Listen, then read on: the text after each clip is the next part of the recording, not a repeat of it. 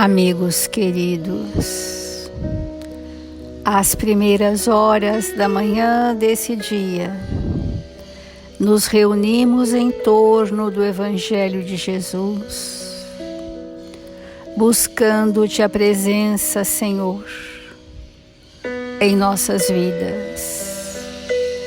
Queremos neste dia, uma vez mais, mergulhar nas lições de vida eterna, nos ensinamentos de amor e sabedoria, para revigorar a nossa fé e alentar-nos de esperança e bom ânimo, para que juntos possamos seguir, Senhor. Permita, Mestre, que os mensageiros do seu amor na terra, estes Espíritos misericordiosos, possam conduzir os nossos passos, tantas vezes trôpegos, nos mostrando as retas seguras do caminho a seguir. Pedimos, Senhor, pela humanidade em aflição, para que haja pacificação dos corações aflitos e misericórdia, Senhor, àqueles que não conhecem a grandeza do vosso amor. Pedimos, Mestre, por todos aqueles vinculados aos nossos sentimentos, que nesta hora conseguirmos alcançar. Em especial, Senhor, pedimos por aqueles que ainda não aprendemos a amar. E assim, Mestre amado, que sentindo a presença honrada e amiga dos Espíritos responsáveis por este Evangelho, iniciamos as reflexões desse dia. Obrigada, amigos, obrigada, Senhor, e que assim seja.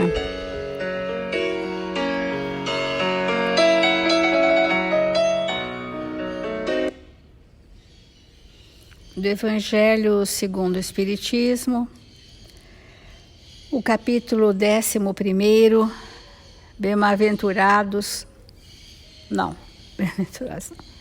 Amar o próximo como a si mesmo, que não deixa de ser uma bem-aventurança. O amor nos leva a uma bem-aventurança, a um regozijo, do espírito. Mas como tem sido claro para nós que a lei do amor é a lei que rege o universo, e esta lei, ela espelha a verdade, porque a verdade são as leis de Deus. E quanto tem sido desafiador para nós vivermos esses ensinamentos de forma tão profunda que possa ir nos ajustando nessa sintonia com as leis divinas, na proporção, é claro, da nossa pequenez, Então, a lei de amor foi falada aqui por Lázaro, e depois nós tivemos Fenelon analisando e trazendo a sua contribuição, e hoje nós vamos entrar no item do Sansão, membro da Sociedade Espírita de Paris, que traz assim uma verdade tão clara para nós, passível de nós podermos vivenciar, E ele diz assim: meus queridos condiscípulos, os espíritos aqui presentes vos dizem por minha voz, amai bastante para serdes amados.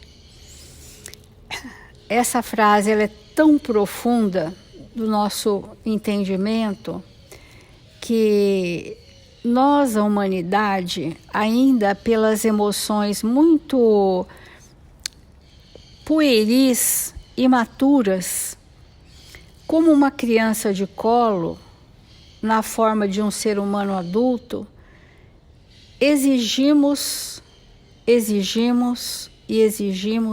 ser amados. Isso é uma verdade. Cobramos o sentimento das outras pessoas para conosco, reivindicamos, e quando o sentimento das outras pessoas nos chegam, menosprezamos Porque não tendo componentes de amorosidade interno, não temos plug, não temos pontos de aderência. E o sentimento que derrama do outro por nós se esvai como se batesse num vidro impermeável. E aquilo não retém em nós. E nós continuamos cobrando. E nós continuamos esperando. Nós continuamos vazios. Nós continuamos insatisfeitos. E essa insatisfação afetiva, ela está relacionada à nossa ainda não experiência de fazer das vibrações dos nossos sentimentos um acontecimento naquele relacionamento. Nada acontece naquele relacionamento. E é por isso que nada acontecendo, as pessoas se comportam gentilmente umas com as outras, mas nada está acontecendo naquele relacionamento. Não há entregas, não há trocas, não há confiança, não há permuta de valores. Então nada está acontecendo. Convivem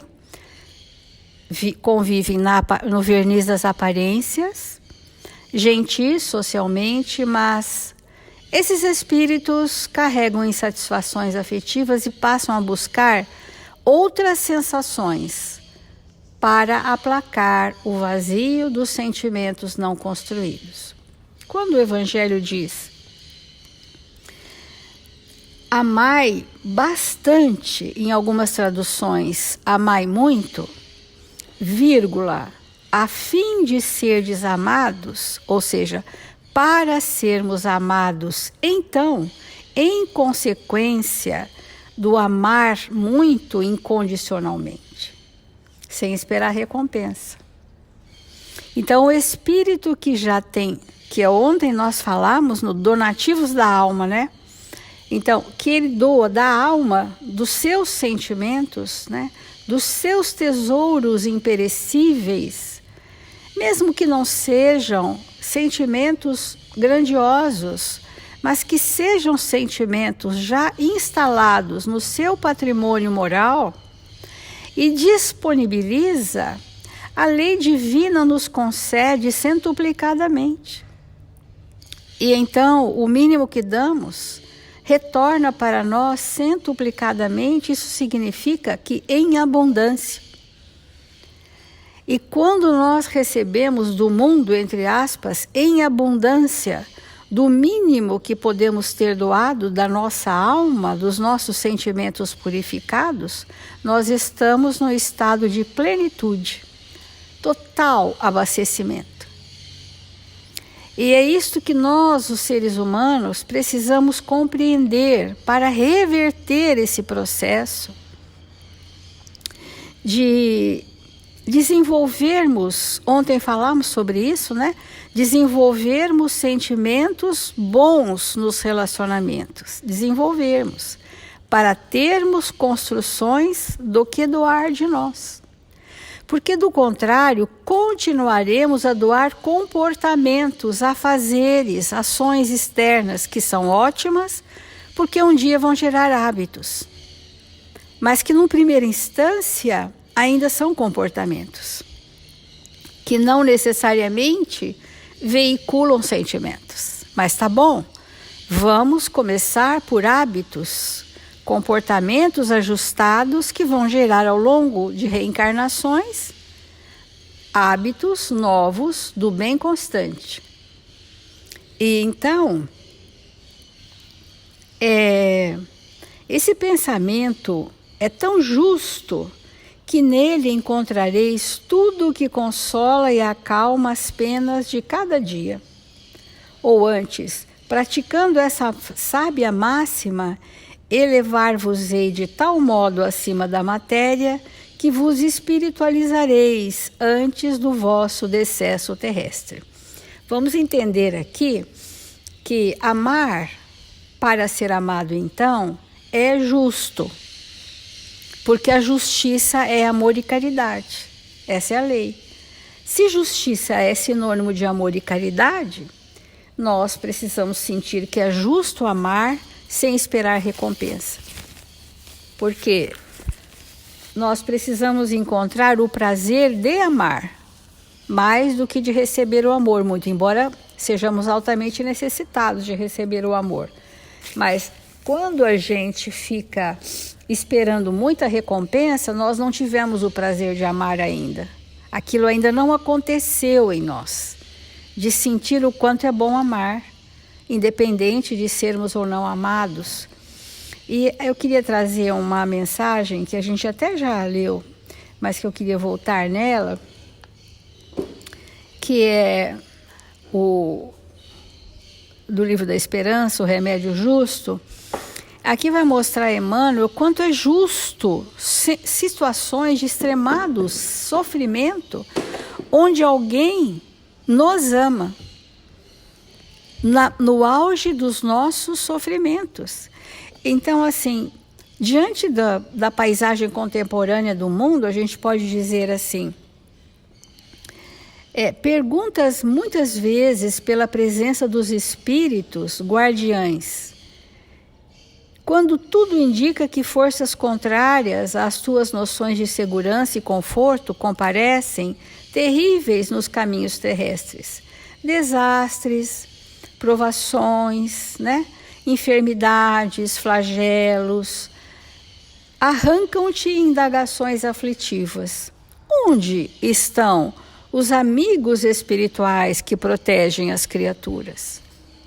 Onde estão? Que deixam que isso aconteça, que a paisagem do mundo seja de tanta dor no momento de transição como este que nós estamos passando, Onde estão esses que protegem as criaturas? Como não puderam prevenir certos transes que te parecem desoladoras calamidades? Por que não interferiram?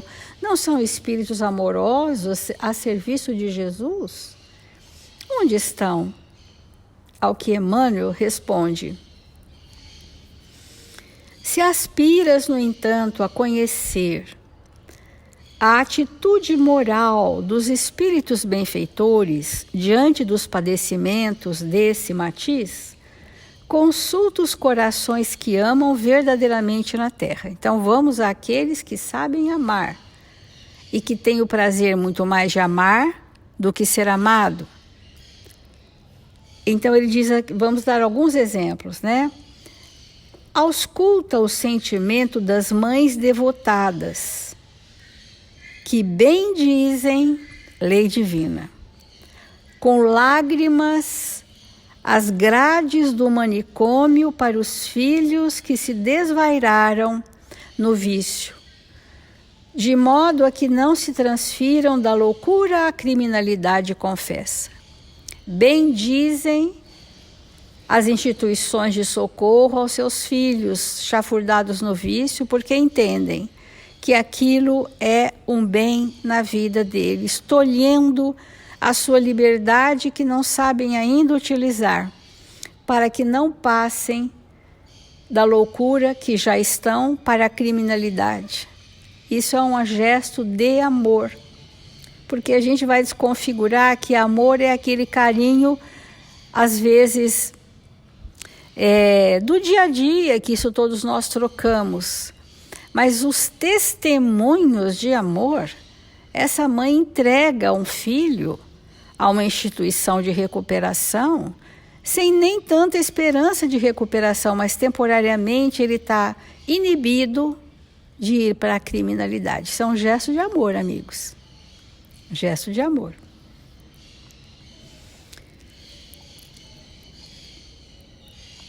Escuta as esposas abnegadas, quando compelidas a concordarem, chorando, com os suplícios do cárcere para os companheiros queridos, evitando-se-lhes a queda em fossas mais profundas de delinquência. A esposa abnegada, ela compreende, embora chorando, dilacerada nos seus sentimentos, que aquele seu companheiro está privado da liberdade temporariamente e continuar amando. Porque essa é a questão. Porque as pessoas falam, eu não amo mais. Não sabemos o que estamos dizendo quando dizemos que eu não amo mais. Não existe essa possibilidade. Quando a gente diz eu não amo, significa que nunca amei. Porque o amor, ele é perene. Nós podemos estar temporariamente machucados nos nossos sentimentos e essas dores tamponam o amor que já existia naquele relacionamento. Mas aquele sentimento, ele é vivo e forte, temporariamente obscurecido pela mágoa, pelas dores, pelas dilacerações dos relacionamentos, que rasgam ali as nossas emoções mais doentes. Mas o amor, quando construído, ele é definitivo em nós. Então, quando tudo vai bem, pensamos estar amando. Quando tudo vai mal, achamos que não amamos mais. Mas o testemunho do amor, aqui Emmanuel traz para nós, é quando tudo caminha para a tragédia. E ainda assim, a abnegação é uma forma de amor. Resignação é uma forma de amor diante da lei de Deus, que é um imperativo para aquele espírito. Então,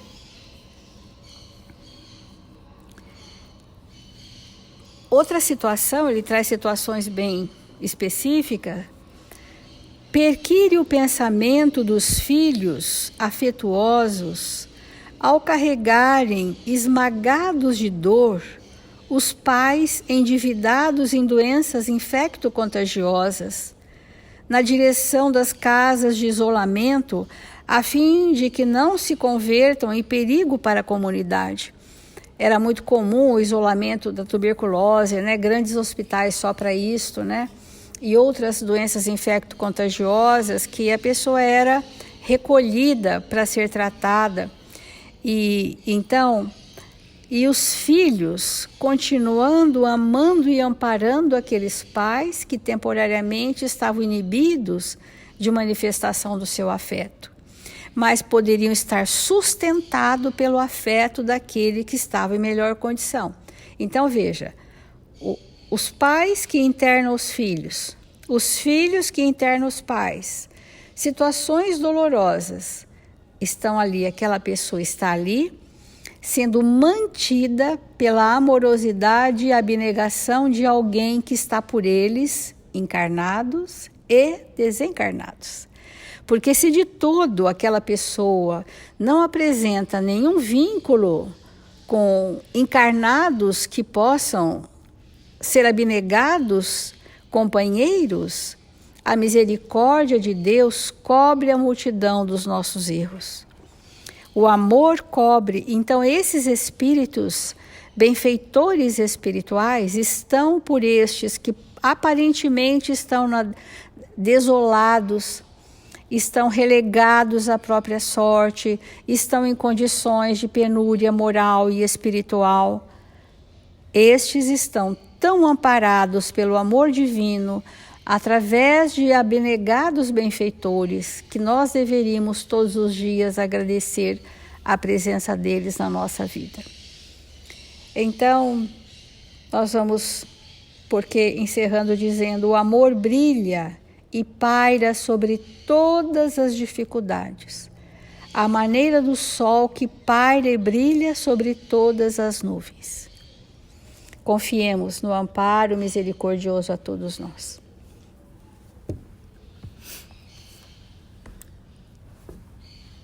Esse item do Evangelho, onde Sansão comenta, amai bastante a fim de ser desamados. Toda vez que a gente fala do amor, é pobre, porque não é falando que a gente fala do amor, É um grande desafio para nós falar do amor, porque a palavra não tem recurso suficiente para nós expressarmos o que isso significa.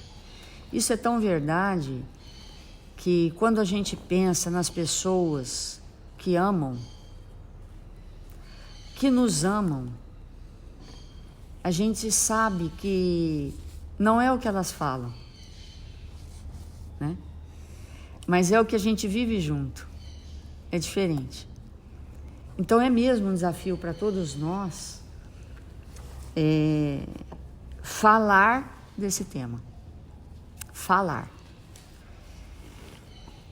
Porque se nós começarmos a expressar definições, e para a gente entender definição tem que ser com a razão, tem que ser com a inteligência, tem que ser com o raciocínio, aí que a gente não chega mesmo. Porque, né?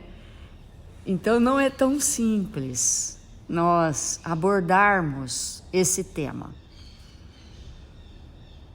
E aí, para que a gente se satisfaça, é melhor que nós possamos prestar atenção muito mais além das palavras, mas nas vibrações que a gente emite, que nós nos esforçamos para emitir quando abordamos o tema. É isso que vai nos alimentar. Então, tem uma confusão muito grande dentro de nós a respeito da emoção e do amor. Porque o amor é um sentimento. E emoções não são sentimentos. Então, muitas vezes, se não tem emoção, a gente diz que não tem amor. O amor acabou porque a emoção foi embora. Mas uma coisa não tem nada a ver com a outra. As emoções, elas estão muito mais relacionadas às nossas crenças, aquelas mais escondidas dentro de nós, que saem de nós muitas vezes sem que a gente nem perceba, sem que a gente nem raciocine sobre aquilo. Por exemplo, uma atitude de raiva, e raiva é uma emoção, numa determinada hora, num momento de relacionamento com alguém, aquilo escapa de nós sem que seja raciocinado, pensado, escapa, porque no fundo aquilo vem de uma crença que a gente tem. E é muito importante a gente investigar que crença é essa. No que eu acredito mesmo, a ponto de eu me permitir sentir raiva, sentir a cólera, sentir a inveja, sentir os ciúmes, são emoções corrompidas. São crenças que a gente alimenta dentro de nós. E o amor não é uma crença. Olha só, né? O amor é uma construção. É uma edificação. Então, uma edificação abriga. O amor abriga. A emoção não abriga nada, porque ela é fugidia, é um raio. Um raio, como que um raio abriga? Né? É uma coisa instantânea, que sai de nós a partir daquilo, das nossas concepções. E quando esse espírito diz isso, né, que a gente deve amar bastante para que nós sejamos amados, e aí a gente pensa assim, toda a humanidade é carente, mas veja, não é de amor. Isso é muito importante da gente entender. Nós somos carentes de outras coisas que não é o amor. Por quê? Nós estamos mergulhados no amor de Deus. Então não tem carência de amor. Deus nos ama 25 horas por dia, todo o tempo todo, sempre. Então quando a gente diz assim, estou carente de amor, não é de amor. Jesus nos ama mão cheia, Jesus nos ama o verdadeiro amor quando Ele diz que vós vos amei como eu vos amei. Então, Jesus nos ama com intenso amor todo o tempo. Então, nós não podemos estar carentes disso. É de outra coisa. São das emoções, são das sensações, é de outra natureza a nossa carência. E essa carência, ela é insaciável.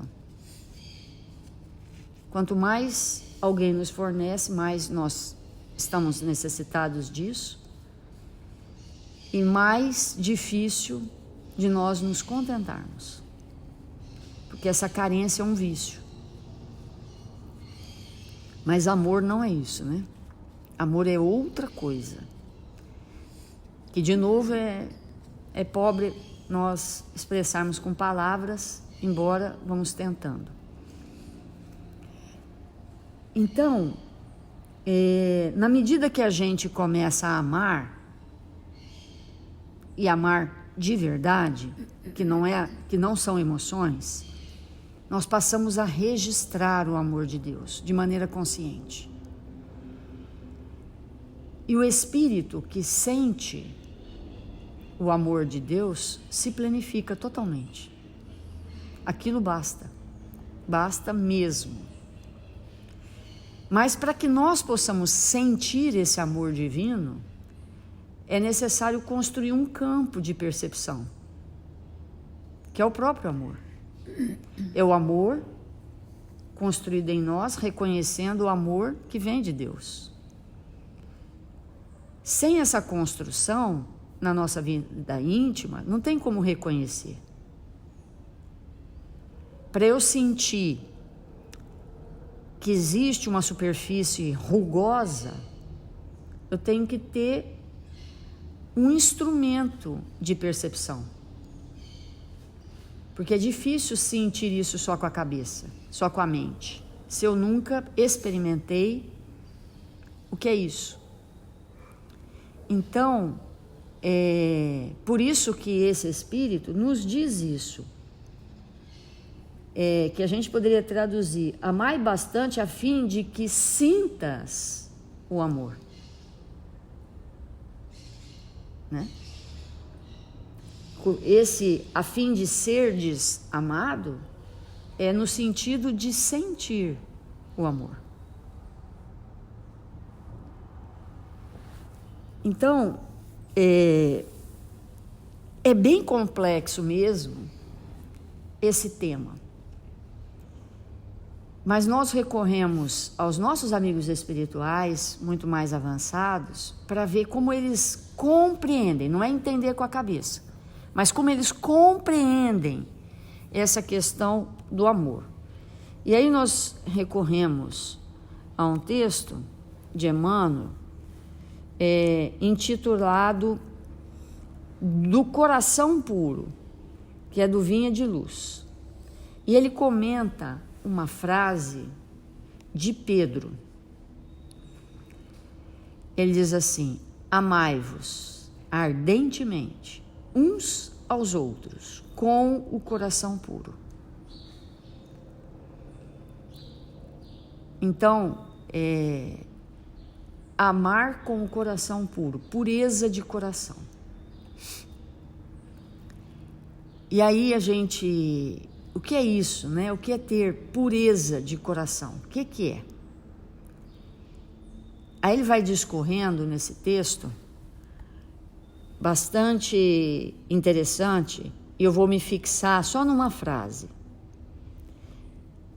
em que ele fala do amor. Ele diz assim: o amor a que se refere o Evangelho é antes a divina disposição de servir com alegria.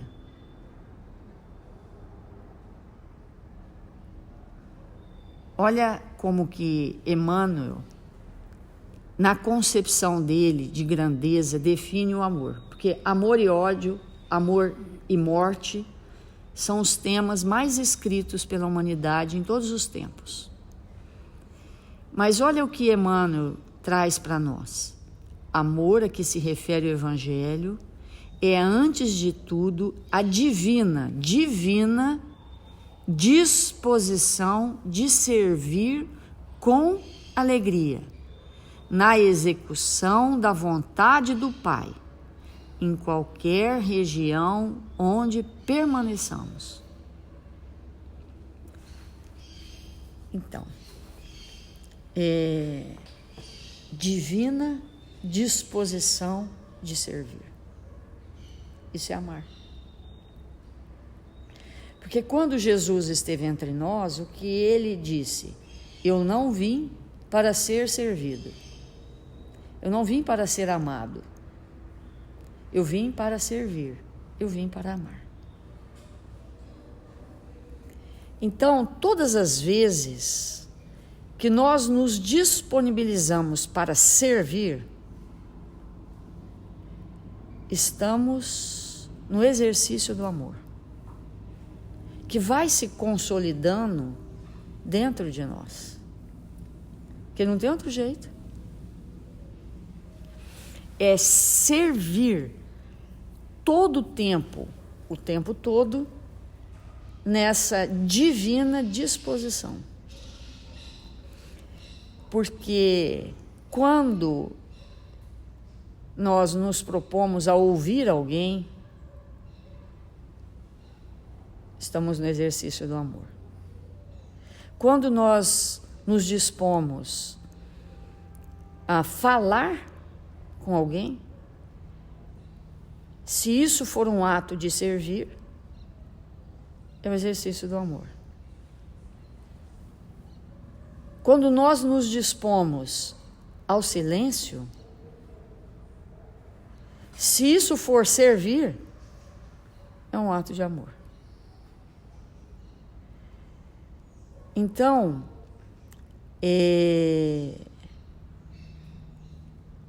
embora a gente não traduza isso com palavras, mas é bom a gente refletir num conceito tão grandioso como esse. Então, aquelas pessoas que nós olhamos, e às vezes até nós mesmos, né, que são altamente egoístas, elas não conhecem esse verbo, servir, e não conhecem o amor. O espírito egoísta, ele deseja veementemente tudo para ele. E uma necessidade extremada de alguém que sirva, seja aplaudindo, seja concordando com as loucuras, seja compartilhando a existência, seja qualquer coisa. Então, é muito grandioso nós refletirmos sobre isso. Muito. Né? Porque nós estamos na Terra com essa finalidade. E não devemos perder a feliz oportunidade de absorvermos profundamente esse conteúdo em nós. Vamos fazer a nossa prece.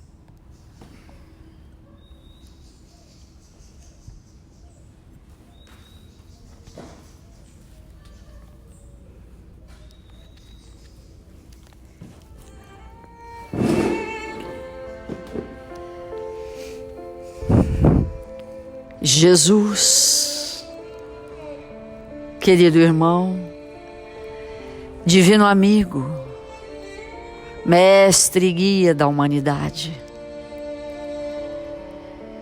que alegria, Senhor, por estarmos aqui, reunidos em Seu nome, que nesta hora abençoada do dia, que o Senhor nos envolve com suas vibrações luminosas, cuidando de todo o planeta Terra. Rogamos o seu amparo, para que nesta manhã, durante a tarde, a noite que virá, possamos aproveitar todas as oportunidades sublimes de servir em seu nome. servir e servir a todos que nos chegam, para que possamos, nesta hora abençoada da nossa vida como espírito, compreender o amor que chega até nós nas irradiações espetaculares de Deus nosso Pai, a nos abastecer em profundidade. Que nesse instante, estes espíritos bondosos, generosos, que se fazem presentes entre nós, que eles possam nos envolver para que juntos possamos socorrer todos os nossos irmãos registrados nos cadernos de vibração da nossa casa e das casas irmãs.